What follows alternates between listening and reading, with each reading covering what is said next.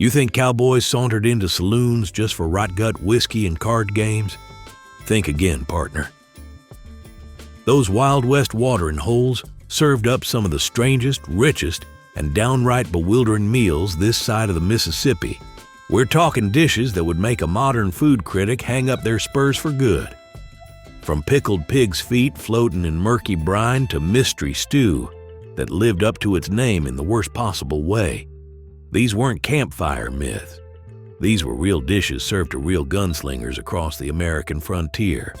So grab your tin plate and steel stomach, because we're about to dig into 25 cowboy comfort foods you never knew were actually on the menu at Wild West saloons. Number 1, son of a gun stew.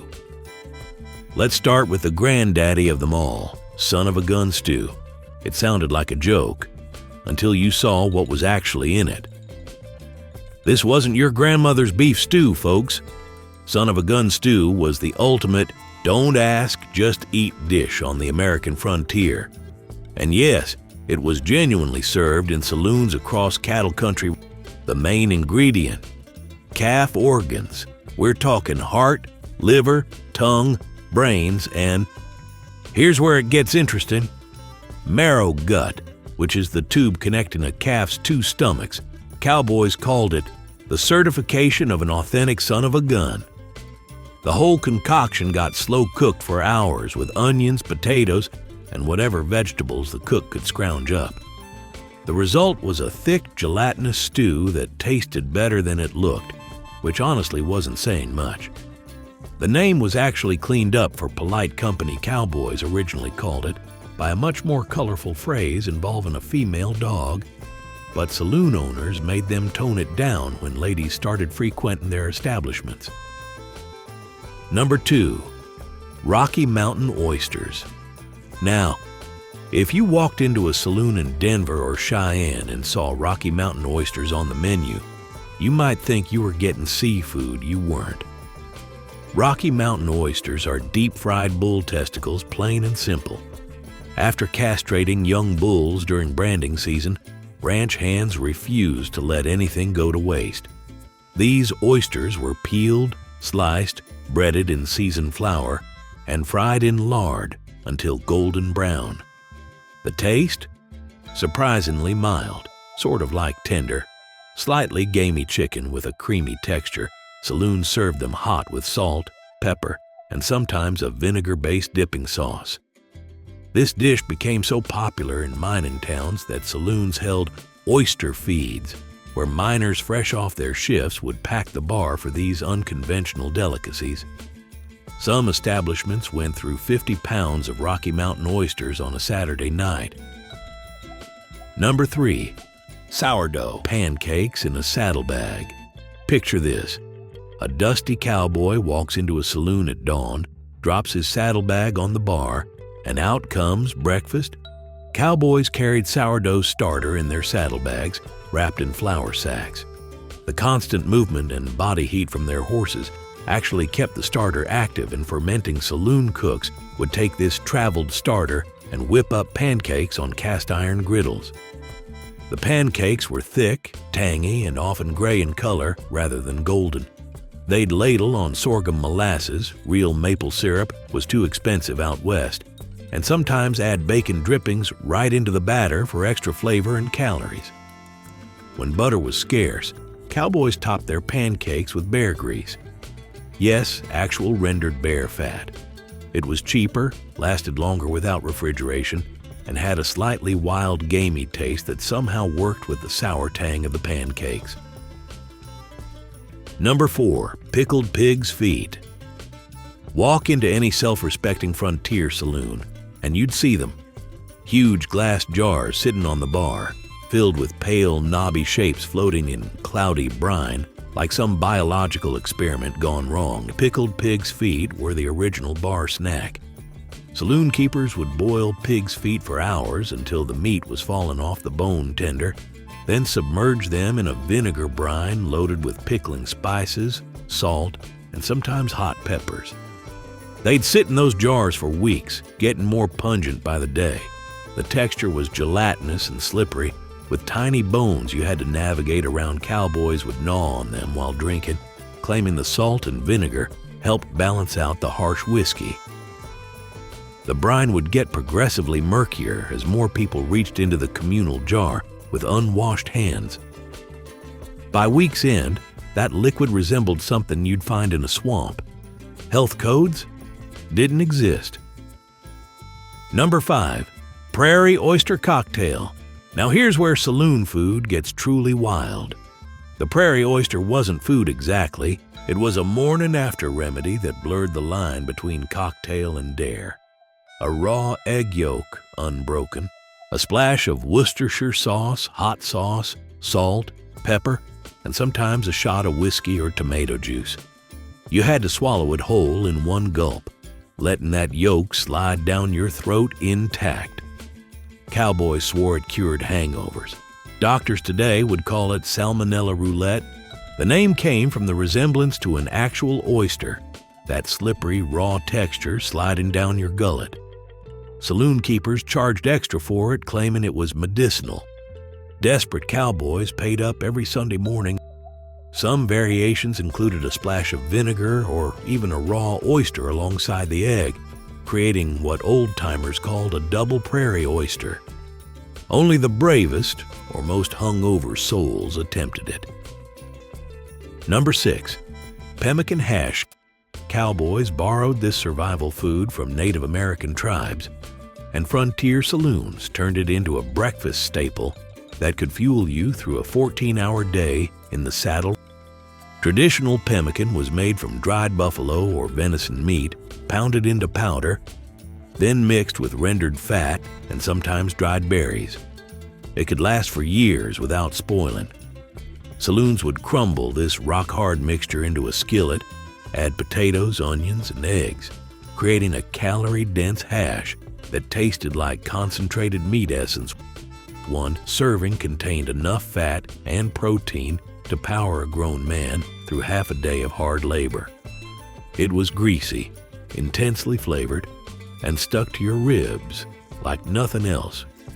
Some establishments called it Buffalo Blast or Warrior's Wake Up.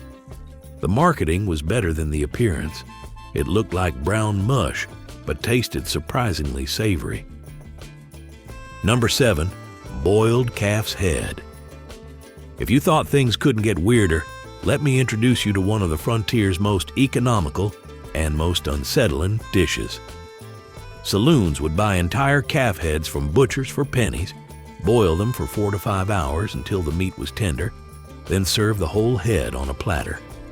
Diners would pick meat from the cheeks, considered a delicacy, scoop out the tongue, and yes, some brave souls ate the eyeballs and brain matter.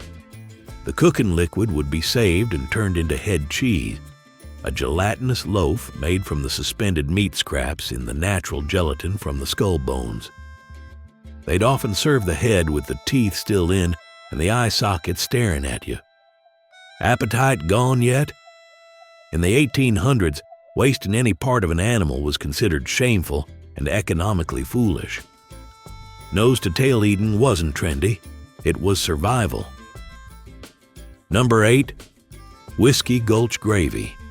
This wasn't your Sunday dinner gravy, partner. This was what happened when cowboys demanded something to soak up the liquor, and saloon cooks got creative with leftovers. After frying salt pork or bacon, cooks would leave all the drippings and burned bits in the pan. They'd add flour directly to the grease, creating a roux that was almost black, then thin it with stale coffee instead of milk. Yes, coffee. The result was a dark, intensely savory gravy with a bitter edge from the coffee and a smoky depth from the burnt pork bits. They'd ladle it over biscuits, potatoes, or just about anything that couldn't escape the plate. Whiskey Gulch was slang for your throat.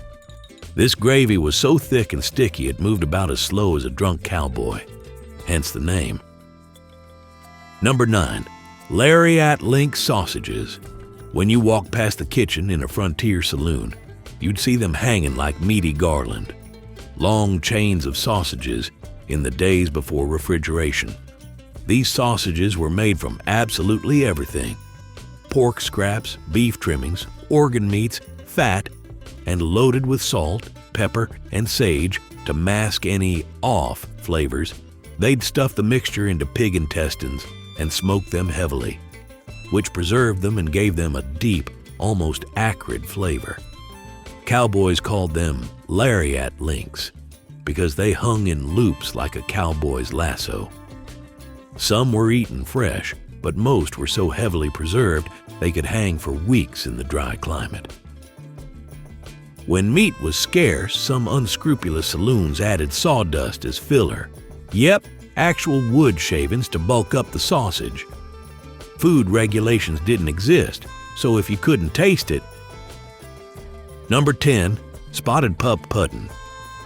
Despite the adorable name, spotted pup wasn't dog food, though cowboys joked it might as well have been. This was a simple but filling dessert made from rice, the pup, raisins, the spots, sugar or molasses, and canned milk if the saloon was feeling fancy. Everything got boiled together until it formed a thick, sticky pudding. The texture fell somewhere between rice pudding and paste. It was eaten warm in winter, and somehow even worse when it cooled and congealed into a solid mass. Canned milk, invented in the 1850s, was a game changer for frontier cooking. Before that, milk spoiled within hours in the desert heat. Cowboys called canned milk tin cow. Some saloons served spotted pup in tin cups that doubled as measuring containers for whiskey efficiency at its finest. Number 11, Chili con Carne, cowboy style. You know chili con carne today, but the saloon version was an entirely different beast. Literally, frontier chili contained no beans. That came later when restaurants needed to stretch the dish. Instead, it was chunks of beef, sometimes venison, sometimes mystery meat, simmered with dried chilies, garlic, cumin, and not much else. Some versions included chunks of beef fat that melted into the stew, making it incredibly rich. The heat level was brutal. Cowboys in South Texas and New Mexico grew up on peppers and expected their food to burn.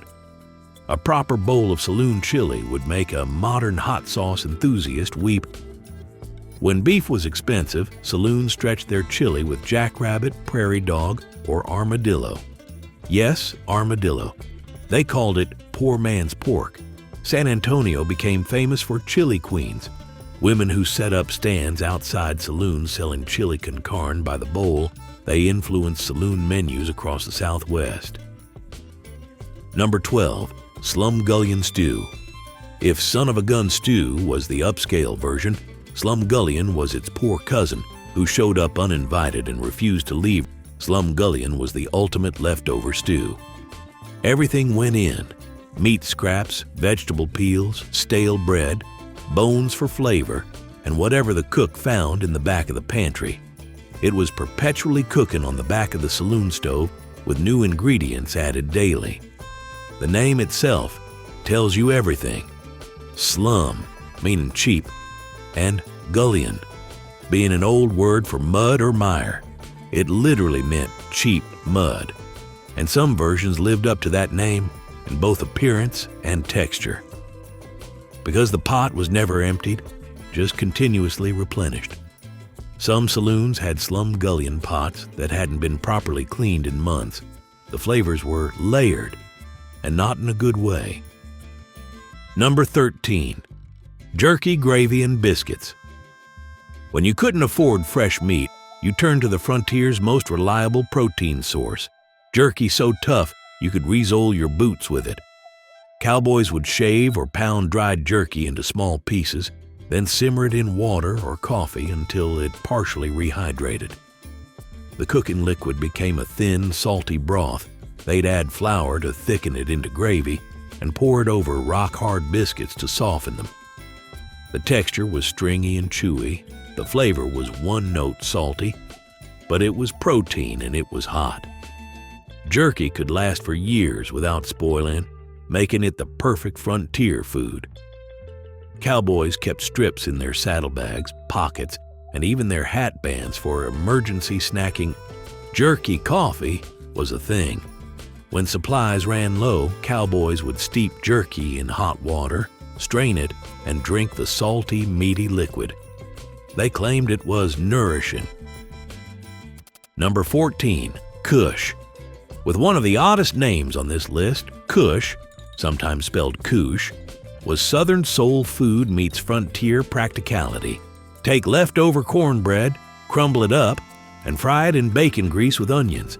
That's it. That's Cush. Sometimes cooks added eggs, making it more substantial, but the classic version was just crispy cornbread bits held together with pork fat.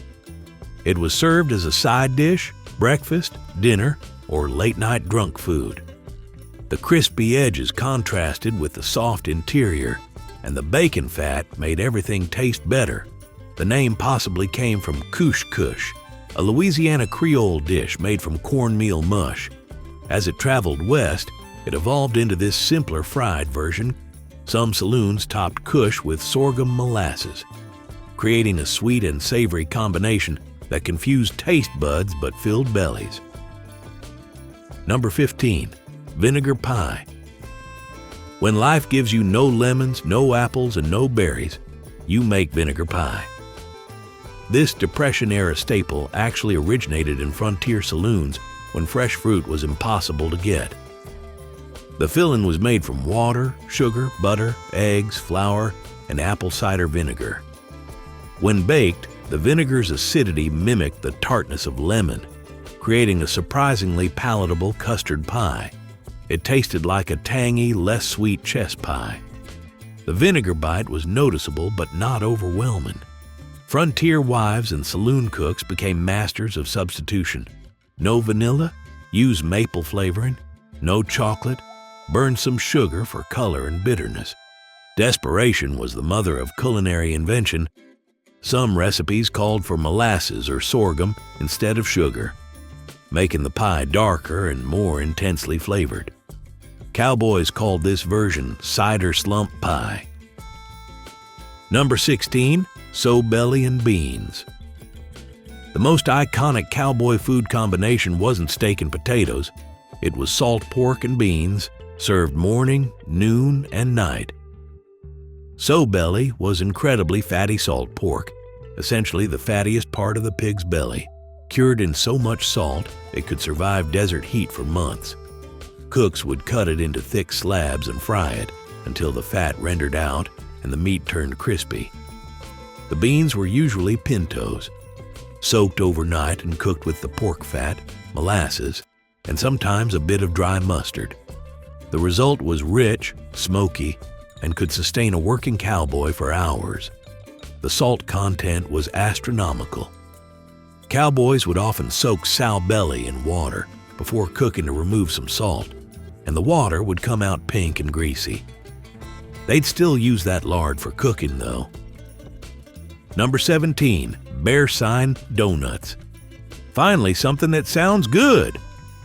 Bear Sign were frontier donuts, and cowboys went absolutely wild for them. Made from sourdough starter or baking powder dough, these were cut into rounds, often with a knife handle or bottle for the center hole, and deep fried in lard or bear grease. They'd be rolled in sugar while hot, creating a crispy, sweet exterior. Cowboys loved them so much that the cook who could make good bear sign was worth their weight in gold. Some ranches reportedly had near riots when supplies ran out and bear sign couldn't be made. Bear sign referred to bear tracks. The round donut with a hole supposedly resembled a bear's paw print. Cowboys would say, "I see bear sign," when donuts were available, like tracking a wild animal. One cowboy journal from the 1880s Montana mentions eating 17 donuts in one sitting. Frontier life required massive calorie intake. Number 18, potted meat and crackers. Before Spam, there was potted meat, and it was somehow even less appetizing. Potted meat was made from meat scraps, organ meat, fat, and heavy spices, all ground into a paste and sealed in tin cans. The canning process gave it a distinctly metallic flavor, and the texture was similar to pâté if pâté were made in a machine shop. Saloons would spread this on hardtack crackers, which were so hard they were nicknamed tooth dullers, and serve it as a quick snack or meal. Many brands of potted meat contained mechanically separated meat, meaning bones and connective tissue were pressure blasted into paste. The resulting product was nutritious but deeply unsettling to think about. Cowboys called tin cans airtights and considered canned food somewhat suspect. Fresh meat that lasted forever seemed like witchcraft. Number 19. Fried brain sandwiches. Hold on to your hats, folks, because we're diving into one of the frontier's most controversial dishes. Calf or pig brains were soaked in milk, breaded with cracker crumbs or flour, and fried until golden. They'd be served between two slices of bread, sometimes with mustard or pickles. The texture was creamy, almost custard-like, with a mild, slightly mineral flavor. The crispy breading contrasted with the soft interior. This wasn't just a frontier oddity. Fried brain sandwiches remained popular in the Midwest until the 1990s, when concerns about mad cow disease essentially killed the tradition. The preparation required removing the outer membrane from the brains, which was a delicate and somewhat disturbing process, not for the squeamish. Number 20. Red eye, gravy, and ham. This southern specialty made its way into Western saloons, bringing its bizarre ingredient list with it. After frying country ham, salt-cured and incredibly salty, the cook would deglaze the pan with black coffee. The coffee mixed with the ham drippings and salt, creating a thin, dark gravy with a bitter, salty, slightly sweet flavor profile that defied logic. It was traditionally served over grits, but frontier saloons ladled it over biscuits or potatoes. The red eye supposedly referred to the spot of fat floating in the center of the gravy, resembling a bloodshot eye. Others say it got the name because it was served to hungover cowboys who were already red-eyed. The coffee wasn't there for flavor. It was a cheap way to stretch the gravy and use up yesterday's coffee that was too bitter to drink straight. Number 21. Blood sausage. If you thought we'd make it through this list without blood sausage, you haven't been paying attention. Also called blood pudding or black pudding. This was made from pig's blood mixed with fat, oatmeal or rice, and spices, stuffed into casings and cooked until solid. The result was dark, rich, and had an iron-heavy flavor that was divisive at best. German and Irish immigrants brought this tradition west, and it caught on in saloons where waste was intolerable. The blood had to be stirred constantly while cooling to prevent clotting, then strained to remove any clumps. It was a labor-intensive process that most modern eaters would find deeply off-putting to watch. Sliced thick and fried until the exterior was crispy, sometimes served with eggs for breakfast. The contrast between the crispy outside and soft, creamy interior was the main appeal. Number 22. Vinegar slaw. Finally, a vegetable, well, sort of. Fresh vegetables were rare on the frontier, but cabbage could survive for weeks without refrigeration. Saloons would shred it thin, douse it with vinegar, salt, and a bit of sugar, and let it marinate until it was soft and tangy. This wasn't the creamy coleslaw you know today. This was aggressively acidic, designed to cut through the fatty, heavy foods cowboys were eating and provide some vitamin C to prevent scurvy. Sauerkraut, fermented cabbage, was even more common in German-influenced saloons. The fermentation made it even more sour and lasted even longer. When cabbage wasn't available, some cooks made weed slaw, raw edible wild plants like dandelion greens, and chickweed beggars couldn't be choosers. Number 23. Hasenpfeffer rabbit stew. With a name like Hasenpfeffer, you know this dish came from German immigrants who brought their old world recipes to the Wild West. Wild rabbit was marinated for 24 to 48 hours in vinegar, wine, or whiskey on the frontier, onions, and spices. The acid broke down the lean, tough meat. Then it was slow cooked into a dark, rich stew. The flavor was gamey and intense, with a sharp vinegar tang. It was often served over egg noodles or sopped up with bread. Jackrabbits were plentiful on the frontier, but tougher than domestic rabbits. The long marinade was essential to make them edible. Cowboys joked that jackrabbit stew required one jackrabbit, one large stone. When the stone is tender, the jackrabbit is done. Number 24. Switchel, Haymakers Punch. Not all saloon offerings were gut-wrenching. Switchel was a refreshing drink that actually makes sense. Made from water, apple cider vinegar, molasses or honey, and ginger, Switchel was the Gatorade of the 1800s. The vinegar and molasses provided electrolytes, the ginger settled stomachs, and it was served cold from the root cellar. Cowboys drank it after long cattle drives, farmers guzzled it during harvest, and saloons kept barrels of it for the working crowd. Switchel predates the American Revolution and came from the Caribbean. It spread across America as a cheap, effective way to stay hydrated during hard labor. It was sometimes called switchy, swizzle, or ginger water. Every region had its own variation on the recipe. Number 25. Leather Britches Beans. We'll close with one of the frontier's cleverest preservation methods and one of its strangest dishes. Fresh green beans were strung on thread and hung to dry in the sun until they shriveled and turned brown, resembling old leather pants, hence leather breeches. When it was time to eat them, cooks would rehydrate them in water, then simmer them with salt pork for hours. The beans took on a concentrated, slightly funky flavor that was completely different from fresh beans. The texture was somewhere between fresh and canned beans. Not quite crisp, not quite mushy. This preservation method dated back to Appalachian settlers and traveled west with pioneering families. In winter, when fresh vegetables were impossible to get, leather breeches provided essential nutrients. The slightly funky flavor came from wild yeasts and bacteria that colonized the beans during drying. It was unintentional fermentation, but it worked. So there you have it, folks, 25 real dishes served in actual Wild West saloons. From bull testicles to blood sausage, from vinegar pie to brain sandwiches, these frontier watering holes served up meals that were equal parts survival strategy and culinary dare. Were they appetizing? Not always. Were they nutritious? Debatable. Were they authentic representations of life on the American frontier? Absolutely. Cowboys didn't have the luxury of being picky. They ate what was available, what would keep, and what provided enough calories to survive another day on the trail.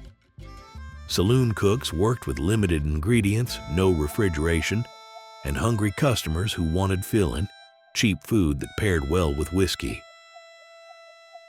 Next time you sit down to a farm-to-table meal with locally sourced ingredients and artisanal preparation, remember your great-great-grandfather might have been gnawing on pickled pig's feet while playing poker in a dusty saloon, washing it down with a Prairie oyster, and calling it a good night.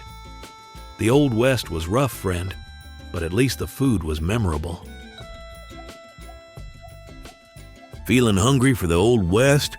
Like, subscribe, ring the bell, and click here for more forgotten American food history.